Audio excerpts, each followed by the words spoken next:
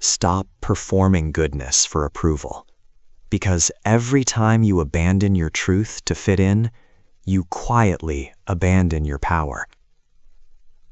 There's a quiet exhaustion no one talks about, not the kind that sleep fixes, not the kind that a vacation heals. This one lives deeper. It lingers behind your smile, hides in your "it's okay," and echoes in the silence after you've once again chosen peace over truth. You've been told your whole life to be a good person. Be polite, be kind, be agreeable. Don't cause trouble. Don't make others uncomfortable. But what if I told you that this version of goodness is not virtue, it's programming? Look closely at your life. How many times have you said yes when your soul was screaming no? How many times have you swallowed your truth just to keep the room comfortable? How many times have you betrayed yourself just to be seen as good? This isn't kindness. This is compliance.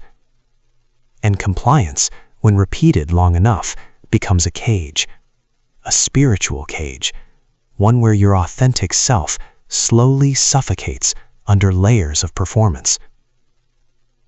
Because here's the uncomfortable truth. The world doesn't need more people pretending to be good. It needs people who are real.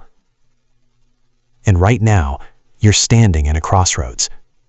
Continue playing the role or reclaim your soul. Goodness, as society defines it, is often just obedience in disguise. You're rewarded not for being authentic, but for being manageable, predictable, non-threatening, easy to control. From a young age, you were conditioned. Praise came when you complied. Approval came when you sacrificed. Love felt conditional, something you earned by being easy. So you learned to perform. You learned to smile when you were hurt, to agree when you disagreed, to shrink when you felt powerful. But here's the cost no one warns you about. Every act of false goodness creates a fracture within you, a split between who you are and who you pretend to be. That split is where anxiety lives. That split is where resentment grows. That split is where your identity begins to blur. You start asking questions like, why do I feel lost? Why do I feel unseen? Because the world isn't seeing you, it's seeing your mask. And the longer you wear it, the harder it becomes to remember what your real face looks like. Goodness without truth is not virtue, it's self-erasure. Every time you silence your inner voice to fit in, you weaken your connection to yourself. Your intuition, your internal compass, doesn't scream, it whispers. And when you ignore it repeatedly, it stops trying. This is the real spiritual cost. Not punishment, not karma, but disconnection. You become easier to manipulate, easier to influence, easier to control, because you no longer trust your own signals. Instead, you look outward. You wait for approval. You measure your worth based on reactions. And this is how people lose themselves. Not suddenly, but slowly, quietly, respectably. You become liked, but not known, accepted, but not understood, surrounded, but deeply alone. Because your soul doesn't thrive on approval, it thrives on alignment. And alignment requires courage. The courage to disappoint people, the courage to be misunderstood, the courage to stand alone. Compliance may keep you safe socially, but it will cost you everything spiritually. Let's be clear. Kindness is powerful. Compassion is necessary. Love matters. But when kindness is rooted in fear, it becomes self-betrayal. If you're being kind because you're afraid of rejection, that's not kindness, that's survival. If you're saying yes because you're scared of conflict, that's not generosity, that's avoidance. True kindness comes from strength, from choice, from alignment. But toxic goodness, that comes from fear. And fear-based living will drain you. It will turn you into someone who is always available, always accommodating, always giving, yet somehow always empty. You'll become the person everyone relies on, but no one truly respects. Because respect is not built on sacrifice, it's built on boundaries. And the moment you start choosing yourself, something interesting happens. People will say you've changed. And they're right.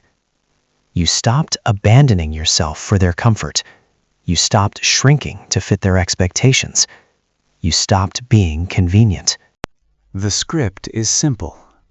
Be nice, be quiet, be agreeable. But breaking the script? That's where your power begins. It starts with something small but terrifying. Honesty. Saying no without guilt. Speaking your truth without softening it. Admitting when something doesn't feel right. At first, it will feel wrong. You'll feel selfish. You'll feel uncomfortable. That's not because you're doing something bad. It's because you're doing something unfamiliar. You're stepping out of a role you've been playing your entire life. And roles are safe, predictable, accepted. But they are not real. Breaking the script means accepting that not everyone will like you anymore. And that's okay. Because the goal is not to be liked by everyone. The goal is to be aligned with yourself. And alignment requires truth, not performance. Your power was never lost. It was buried. Buried under expectations, under politeness, under years of choosing others over yourself. Reclaiming it doesn't require becoming cold or cruel. It requires becoming honest. Honest about your limits. Honest about your needs. Honest about your desires. When you start living in truth, something shifts. Your energy returns. Your clarity sharpens. Your presence becomes undeniable. Because authenticity carries a frequency that performance never can. You stop chasing validation. You stop over-explaining. You stop apologizing for existing. And suddenly, your life becomes yours again. Not curated, not filtered, but lived. Here's the part no one glamorizes. When you stop conforming, you will be misunderstood. People will question you. They will label you. They may even distance themselves. But understand this, their reaction is not a reflection of your truth. It's a reflection of their expectations. And when you break those expectations, you disrupt the version of you they were comfortable with. That discomfort is not your responsibility. Growth requires friction. Truth creates tension. But on the other side of that tension is freedom. The freedom to speak without fear, to live without apology, to exist without shrinking. And that freedom, it's worth every misunderstanding. This is where everything changes. Not when the world approves of you, not when everyone understands you, but when you choose yourself fully, unapologetically, and without hesitation. When you stop asking, "Will they like this?" and start asking, "Is this true to me?" That's the moment you come home to yourself. You stop performing. You stop pretending. You stop negotiating your worth. And in that space, something powerful happens. You don't just feel better. You become stronger, clearer, more alive. Because you're no longer divided. You are whole. And from that wholeness, you don't need to be a good person. You become something far more powerful. A real one. If this conversation gave you something to think about, a new perspective, or even a small sense of clarity, then this channel is for you. Consider joining this growing community by subscribing and leave a like on the video so more people searching for answers can find these ideas too. Your support keeps these conversations alive. Until the next video, keep reflecting, keep growing, and keep pondering life's journeys.